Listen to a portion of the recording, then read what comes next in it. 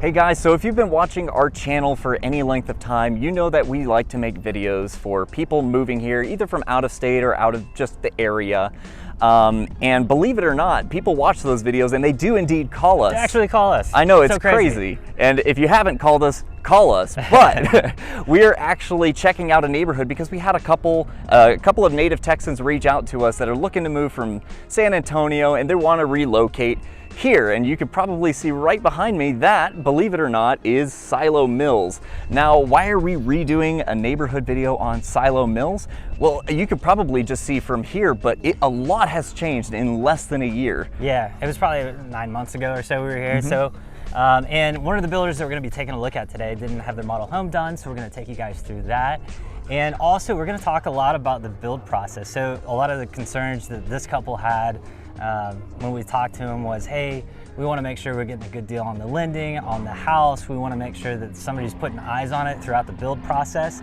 So in this video, we're going to not only show you this neighborhood, but also show you some of the stuff that's gone wrong and like some of the things that we had to overcome in some different transactions. So just to give you an idea of what we actually do, right? It's not, I mean, part of it is helping you guys find the right place, but with new builds, it goes beyond that. So hopefully by the end of this video, you'll have a good idea what that looks like. All right, so we're going to be answering what is new in Silo Mills, and do you really need a real estate agent when you buy a new home? Let's go.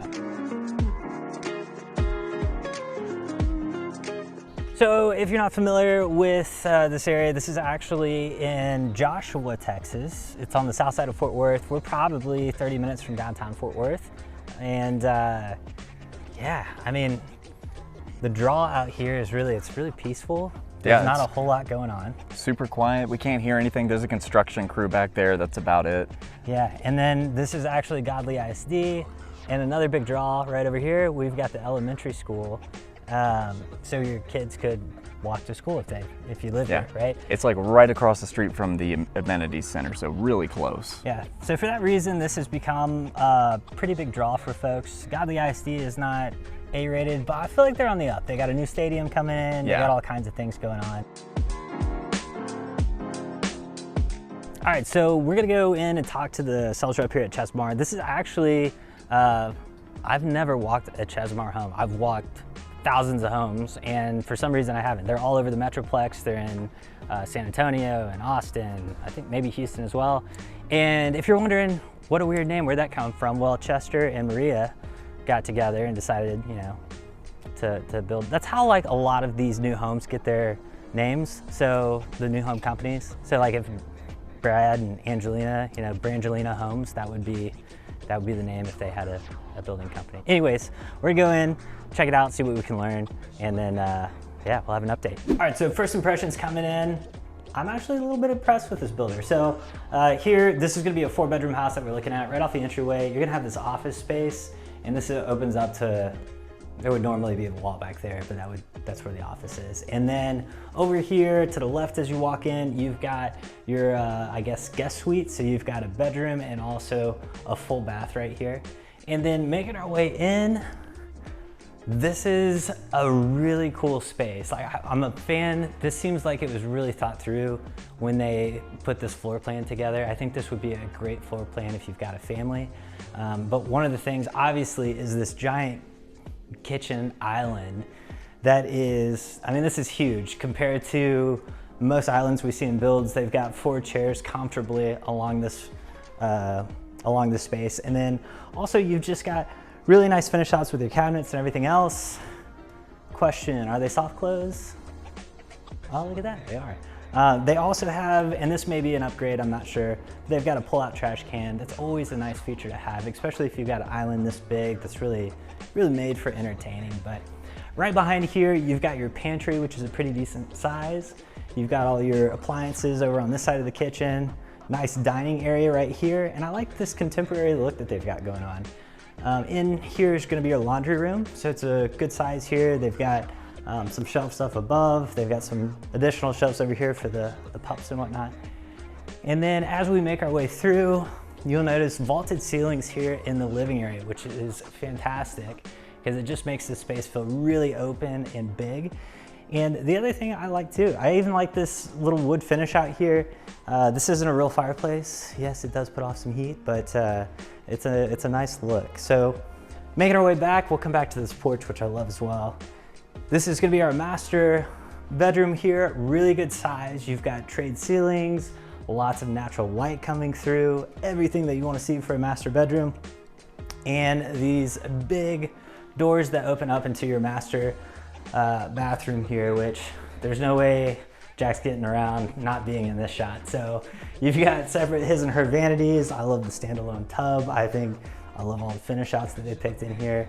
You do have, this is one of the things I think looks really nice. If you don't have frameless glass on your shower, I really love the fact that they went with black. I think black looks more modern than anything else, as opposed to like a chrome or a brushed nickel.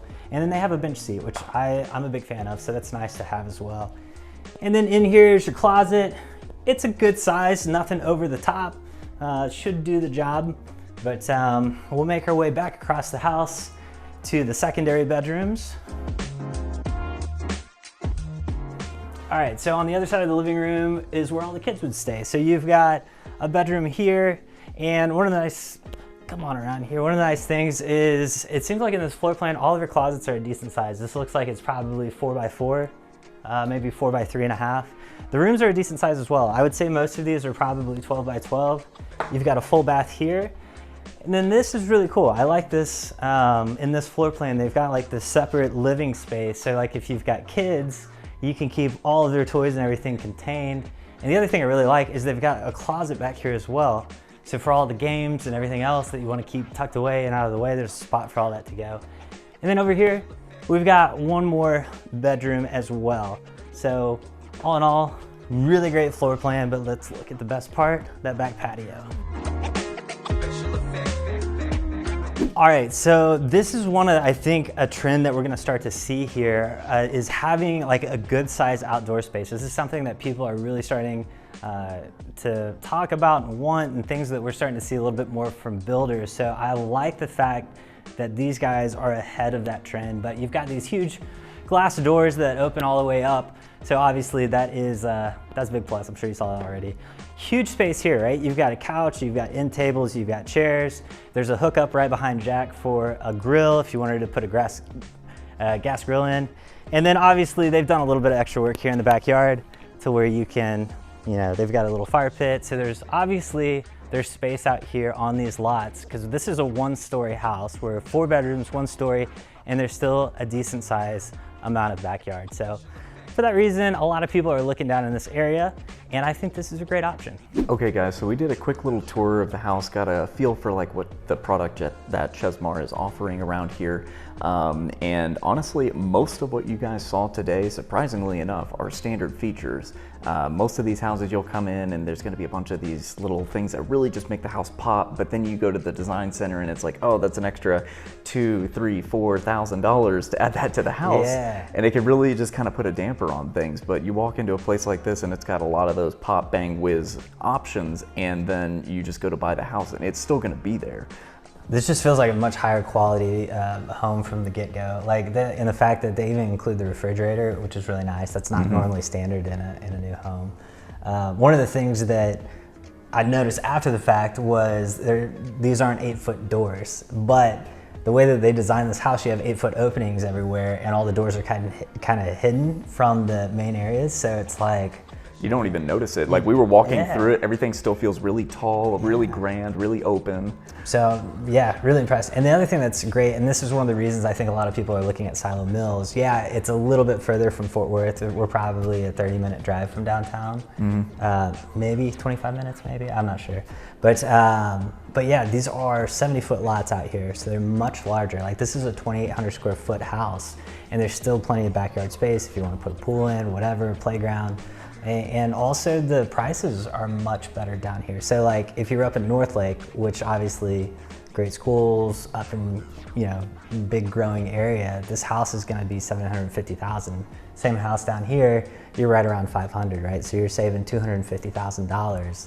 Same build, more land, just different location. Yeah, speaking of which, Chesmar as like a company is they're prolific right now. They are just exploding in the market. We can find them in all kinds of different communities. I think right now they're working on 10 different developments. 10 new ones coming. Yeah. Speaking of, whenever we got here, they didn't have a sales rep available. Like they're just they have him running around at different communities and things like that. So he just wasn't available. They have a stand-in at the moment who was reasonably helpful, but we did end up getting him on the phone and he answered a ton of questions for us. So very helpful. Super helpful. Yeah, so I think, more than likely our clients will be able to come down, we'll make something work, we'll figure it out.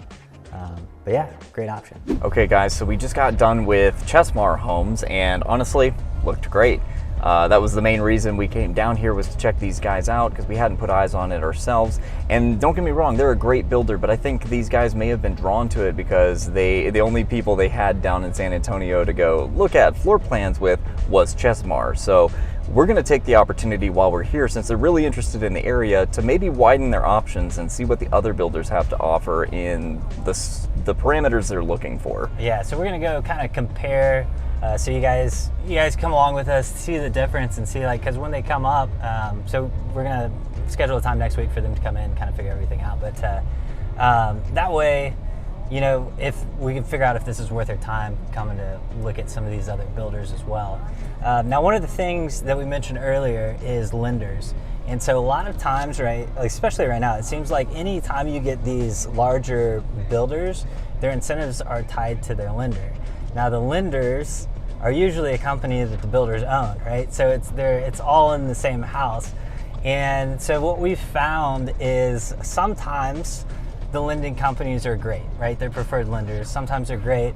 Other times, you know, they're gonna say, hey, you get $20,000 towards closing costs, but they're gonna charge you 18 in lender's fees and everything else, and then your interest rate's gonna be higher and everything else. So for that reason, you know, a lot of times, depending on the company and everything else, we say, hey, let's take a look at least one other option and that sort of thing. And we've got a great lender that's been doing it for 30 years. There's not going to be any fluff in it. Now, the incentives that Chesmar talked about were not over the top. So I don't think with their lender, there's a good chance that there's not a lot of fluff going on there. Right, they probably got it pretty cut and dry. Yeah, but obviously that's a bridge we can cross when we get there. But before we go check out these other houses, the sales guy mentioned that their inventory homes have just as nice finish outs as their model home. We want to go see if that's true, so we're going to pit stop on the way over. Guys, I will be honest with you, in Texas, we do have spiders. This one ran into some bad luck. That's a big guy right there. Just got smashed right in the door. So we swung by one of the inventory homes for Chesmar just to double check to see if like the finish outs were as good as the model home. And I gotta say, this is pretty nice. And this one, they've got double islands here. They're gonna have glass in some of their uppers. Like, it looks really good. Yeah, so thumbs up on the finish out. But yeah. Honestly, really blown away with all of this, but this is kind of what we do whenever we're working with people in the new build process. We come by these houses, we check them out, because I know with builders it seems like buying a new car where everything should just work and be perfect, but that's not always the case. Because everybody that works on the house is perfect, so it comes out perfect. Yeah, you know, you get 60, 70 people working on a project over the course of 5 or 6 months, you know, it's always gonna come out fine every time. Things happen, and I view working directly with the builder a lot like going to divorce court and then using your spouse's lawyer. They have a bit of a conflict of interest, because at the end of the day, they're worried about them. Yes, they want to make you happy, but if you don't pick up on some things, they're not going to go back on themselves. They're going to just keep moving forward. And that's where it helps to have people who have a keen eye and your best interest at heart representing you. So typically we'll walk these pre-drywall to make sure that, you know, before they start closing everything up, everything's in the right places, outlets, that kind of thing. And then also, and like last month we caught water in a wall that it wasn't coming through the wall, but we could tell from the outside. And then like sometimes we gotta really play hardball out there, because we had a build that we'll show you a clip here. It got so bad, there were so many things that the builder wasn't addressing that we actually had to make a video, send it to corporate to get these things done. And it did take us a little longer to get that one closed. But they eventually got everything fixed. We got them in there, everybody's happy-ish. not happy with the process because of those kind of things, but we got there. And that happens. That's not to say builders are out to screw you guys over or anything, but people make mistakes, and there's a lot of people involved. Yeah. So especially with the growth we've had, things are moving so fast. So there's all kinds of issues that come up. But that's one of the things that we do here. We go out multiple times after the drywall to make sure as things go along, we're not going to have any major issues at the end that are going to hold things up, unless it's a disaster like the last one. And that's a really extreme scenario. It's usually just the small things, like Tom was saying, they had a little bit of a leak there in the bathroom in one place. We had another builder, and this wasn't on the builder at all. Sometimes life just gets in the way. We've had a couple that are trying to move to Pecan Square, another great neighborhood as well. They had like a system installed at their house for water softening, and they wanted it transferred over. Well, the builder's not going to take care of that, so guess who that's on? You guys. And if you don't have a real estate agent who knows how to communicate between multiple different contractors, the builder, you and your situation, and be able to navigate all that, it can be a real headache. So we're here to make life easy. All right, guys, so Silo Mills consists of 3 builders. We've got Chesmar Homes, we've got Bloomfield, which you've probably seen in our other videos, and then we've got what was Antares, but Antares is going by a different name now, and that is LandSea Homes. So these guys right here, they actually acquired Antares last month as of the time of filming this video, so April 3rd of 2024. Antares was doing really good. They were a production builder that was pumping out houses left and right in the DFW area, and they actually were doing so good that they were picked up by LandSea. Now, LandSea is an international builder that does a lot of building along the East Coast. If you live in like the Atlanta or the Carolinas, you've probably heard of these guys because they are prolific over there, and they're finally making their way to the DFW area. But don't let that scare you guys, because Antares is still the one that's running the show in this area. All of their stuff has just been rebranded, so you're going to get a lot of the same floor plans and a lot of the same features that you've come to know and love with these guys. So I want to point out some of the differences here. We're in a LandSea home, and I just kind of want to show the difference between Chesmar's finish out and this finish out. And this is going to be similar to Bloomfield. I think Bloomfield is going to be a little bit different. And if you're curious, we've got a walkthrough of their model home in a previous video we've done, so you can go back and watch that. And also, I'm sure there's some B-roll at this point. But anyways, coming into this house here, we are, well, I guess first off, let me back up. We are on this is probably a 60-foot lot. Most of these over here are going to be 50 and 60-foot lots versus the 70 with Chesmar. So Chesmar is just going to feel like you've got more space. But coming in, a couple things real quick.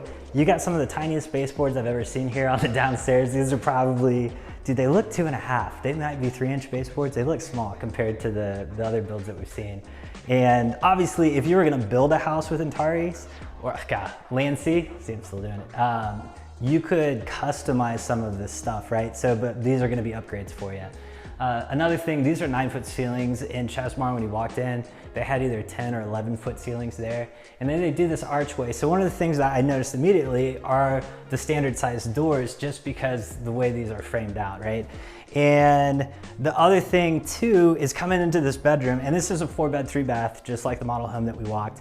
But this room is probably, it feels 10 by 10. It might be, I think it's 10 by 10.